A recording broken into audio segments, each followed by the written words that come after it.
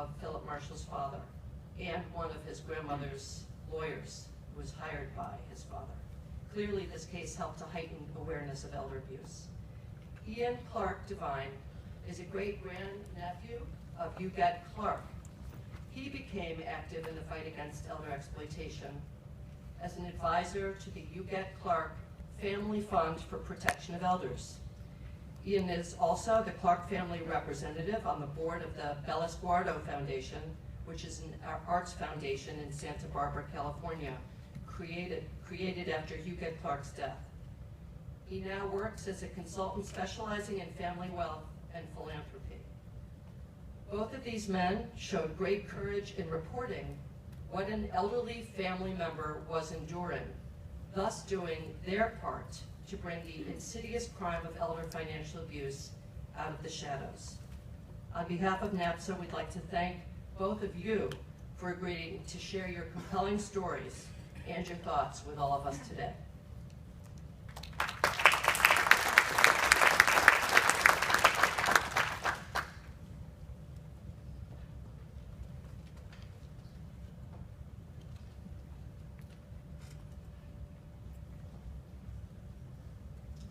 Good morning. Just as the inaugural Riyadh Day was being held in 2005, I was filled with angst, frustration, and a sense of impotence as I watched my grandmother's world, which had spanned the globe and a century, become so diminished and compromised by her own son, my father. I did not know what to do or who to turn to. A long year later, after connecting with my grandmother's closest friends, Annette de la Renta and David Rockefeller, whom I will be forever grateful to, I was desperately preparing a petition for guardianship for my grandmother. In July 2006, I filed a petition for seeking guardianship, which saved my grandmother's life. Meanwhile, the contents of my petition, which was to have been sealed, was discovered by the press, leading to front-page headlines reading, "Disaster for Mrs. Astor." My grandmother would certainly never want to be known as one of America's most famous cases of elder abuse, nor did she, while in the throes of dementia, choose to be victimized, deprived, manipulated, and robbed, all as part of a calculated scheme to defraud, as later characterized by the Manhattan District Attorney. Yet, the sad circumstances surrounding my grandmother have informed a timely and timeless cause in elder justice. This may be her greatest, most lasting legacy. Today, through hard lessons learned, I wish to talk about a systems-based analysis of elder justice that involves all sectors with a focus on partnerships, innovation, and leadership, and financial exploitation, with both informed by big data analytics. Elder justice is in its infancy compared to other realms that define our social, legal, and moral obligations. At this formative stage, elder justice demands a formative assessment. This assessment must include the broader relationship with justice to understand how elder justice can complete, not compete with, other causes, mindful of Hegel's claim, here paraphrased, that the conflict is not between good and evil, but it is between goods that are each taking too exclusive a claim. Elder abuse is a pervasive, profound, and systemic problem, best addressed through a systems-based approach to understand better our elder justice universe, including its constellations, the alignment of its shining stars, and the forces that draw them together or keep them apart. This systems-based analysis is both bottom-up, starting with a person-centered approach, and top-down, with leadership engaging all sectors in what Edwin Walker describes as a comprehensive national framework. Today, private sector impact investment provides powerful, purpose-driven means of engaging all sectors while leveraging assets to gain robust returns, social and economic. In Gene Case's words, impact investing is new ways to solve old problems. Here, elder problems with solutions. For measurement, metrics matter more now. Social impact bonds and other investment vehicles are informed by analytics to measure and guide need, opportunity, intentional implementation, ongoing performance, transparency, and outcomes. All can be better defined and achieved when coupled with a systems-based approach. Mazzucato, writing for Demos, notes that there is value in a cluster between all sectors and all actors, best realized when the public sector serves as a catalyst, innovator, and lead investor. Here we are reminded how data-driven analytics seeks to explore relationships and value of clusters, nodes, here actors, and edges, relationships. In the public sector, the administration's government-wide cross-agency priority goals will help with greater coordination and collaboration toward meeting needs and realizing defined goals through performance measurement and management, informed by OMP and GAO. DOJ already includes elders along with other vulnerable people in its priority goals. And now I know Social Security Administration is doing such fine work. Let us hope that elder justice is one of every needed agency's mission-oriented goals coordinated in such a constructive context. The Elder Justice Coordinating Council can help so much here. All this is bipartisan. The campaign color for elder justice is purple, an equal measure of red and blue. In early 2006, while still desperate to help my grandmother, I sought advice from several trusted people, including a sage high school friend whose family had been through similar circumstances. He advised, Philip, follow your heart first, then follow the money. In helping my grandmother, I first felt that financials were the fallback. In fact, financials are at the forefront of our campaign for elder justice. In this realm, we can better connect the dots with the decimal points. The three sectors, .com, .org, and .gov, with the decimal point, the financials. Both the elders' life-saving at risk and the capital ready to invest in innovative ideas to protect and preserve assets while realizing returns for all sectors. From biotech to the internet, government has been an innovator and a lead investor that then spurs and benefits the private sector. May we do so more to combat elder financial exploitation. This will lend new meaning to the act, Google Elder Justice. Innovation must be grounded in trust, starting with existing institutions and initiatives. This is why our work combating exploitation is helped by cooperative efforts coupled with mandates.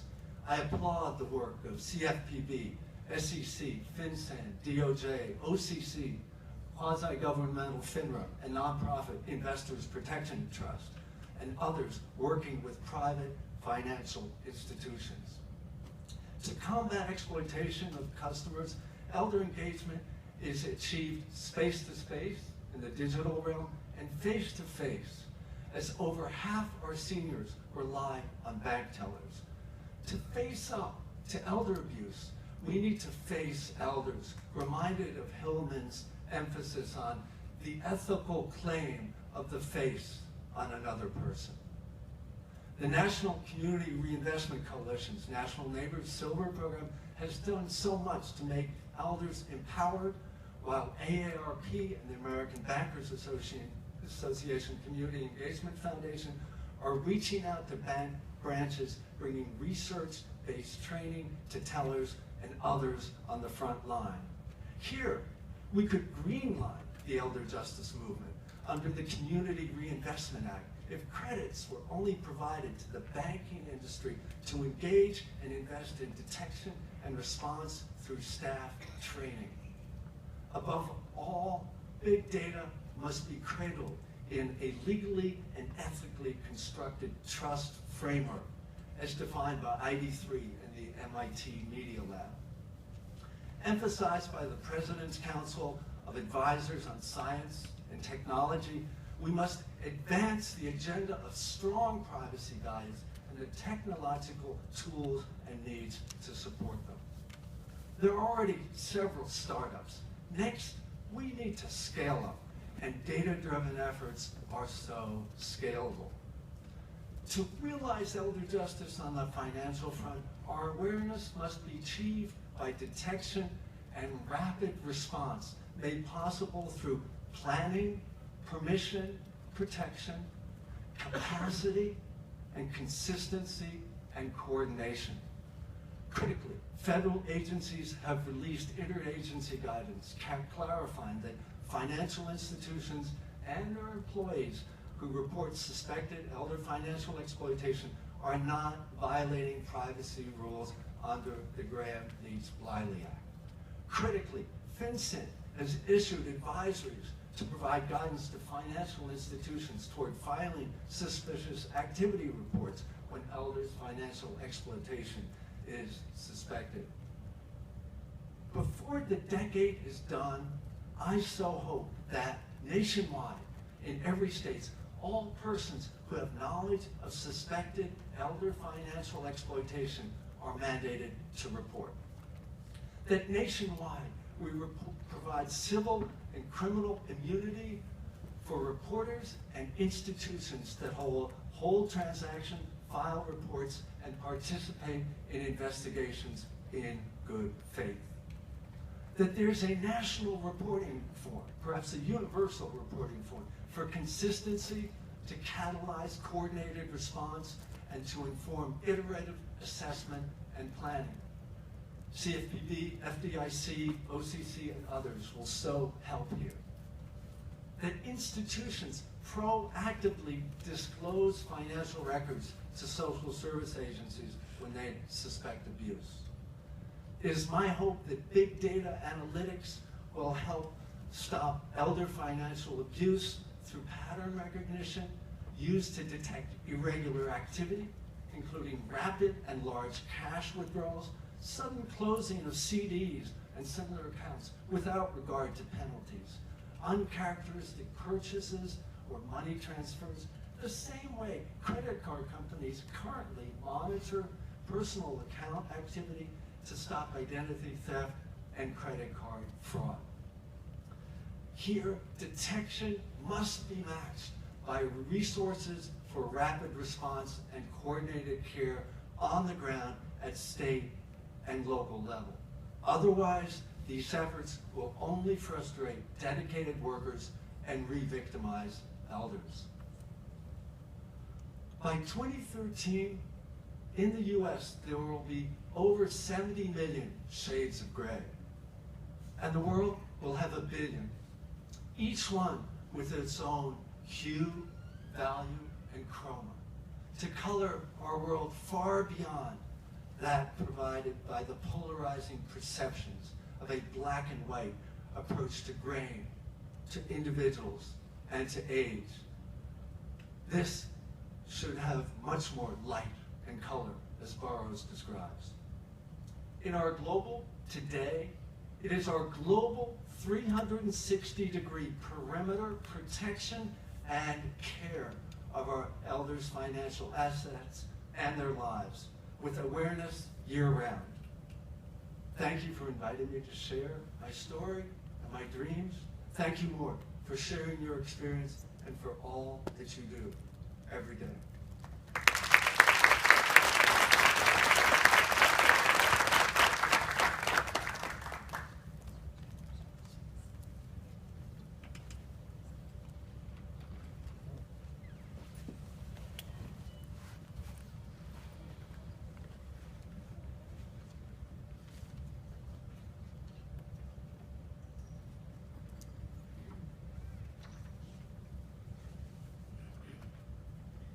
We've heard lots of statistics this morning about the prevalence of elder abuse and financial exploitation.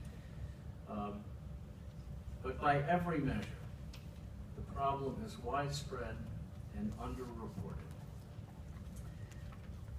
Evidence tells us that much of financial abuse involves family members as wrongdoers.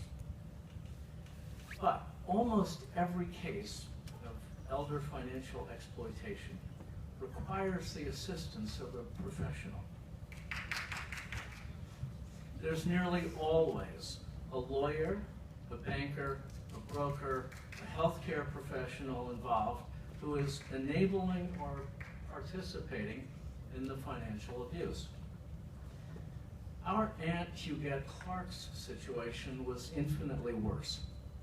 She was the subject of coordinated, decades-long financial abuse by all the professionals she trusted. I would note that despite ugly characterizations of our family's motives and continuing stonewalling by some of the perpetrators, the Clark family's actions led to the unraveling of this 20-year fraudulent scheme.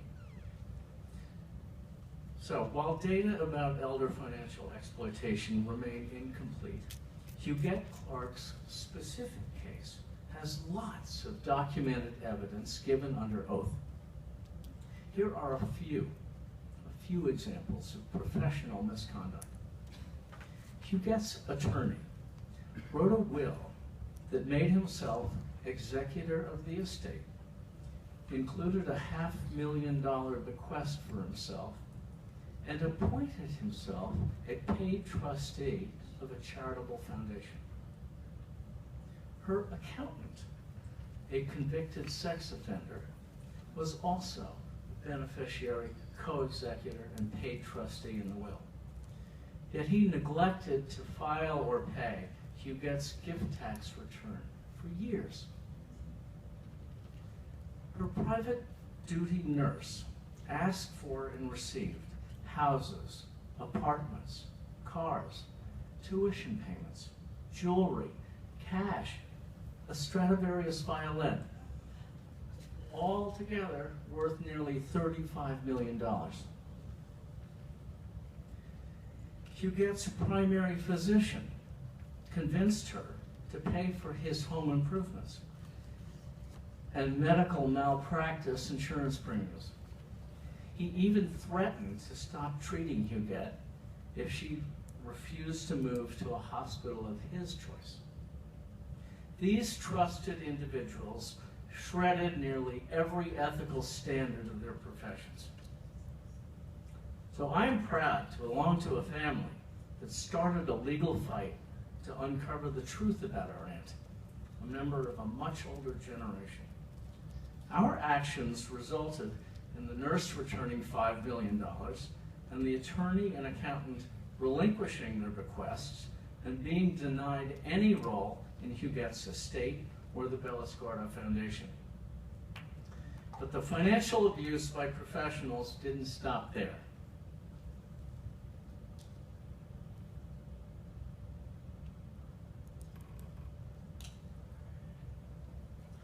The hospital, Beth Israel Medical Center in New York City, now part of Mount Sinai Health System. The hospital was a serial offender. What Beth Israel Hospital did to Huguette Clark was an outrageous example of institutional greed. Consider, the president of Beth Israel, together with the chairman of the board of trustees, solicited contributions while Huguette was still in her hospital bed, a clear breach of every ethical standard. In one instance, the two men assured Huguette she wouldn't ever have to leave the hospital if she would only make a gift of $125 million. Beth Israel's development office coordinated the assault. It used her doctors, top hospital executives, and the board chairman to solicit gifts for the hospital. The development office persuaded Huguette's lawyer and accountant to disclose confidential information about Huguette's finances and estate planning. The evidence shows that senior Beth Israel executives knew the private duty nurse was receiving large gifts, did nothing about it, and even enlisted her in their solicitation scheme. Moreover, the hospital turned a blind eye as its doctors solicited personal gifts from Huguette.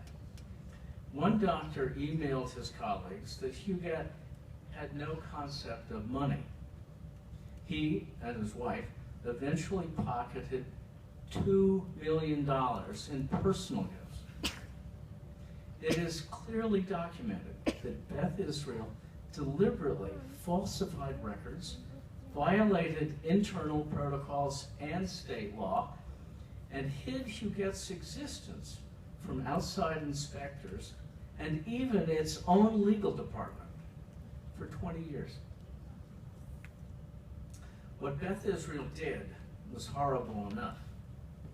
The steps they failed to take were even worse for Huguette Clark. Imagine an 84-year-old woman